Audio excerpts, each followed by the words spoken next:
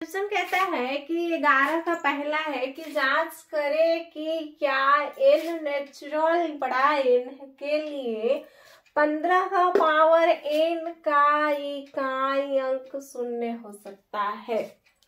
अब चलिए, natural number हम लोग किसको कहते हैं? नेचुरल नंबर मतलब होता है प्राकृतिक संख्या। गिनती की संख्या को प्राकृतिक संख्या हम लोग कहते हैं। ये तो आप सभी लोग को पता ही होगा, है ना। अब देखिए, गिनती की संख्या को जब हम प्राकृतिक संख्या कहते हैं तो इसको लिख सकते हैं n बराबर 1 से लेकर कितना तक, 100 तक लिख सकते हैं कि नहीं। अब चलिए, यहाँ पे दिया हुआ है 15 का पावर n। अब इसी का बोलता है कि क्या इकाई अंक शून्य हो सकता है कि नहीं।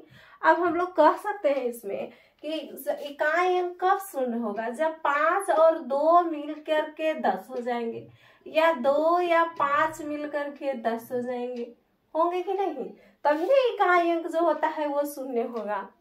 अब देखिए, तो इसमें हमको 15 का पावर n दिया हुआ है, तो 15 को 5 गुने 3 लिख सकते हैं, हम लोग लिख सकते हैं ना। अब देखिए, ये 3 का पावर n बराबर अगर हम 1 रखते हैं तो यहाँ 5 गुने 3 का पावर 1 रखना पड़ेगा। अब 3 इकाई अंक से हमको मतलब है, तो यहाँ 3 का पावर 1 कर दीजिए ना बबुआ। तो 3 का पावर 1 करेंगे तो 3 आएगा। अगर यहाँ n बराबर हम 2 रख सकते हैं तो 3 का स्क्वायर हो जाएगा 9।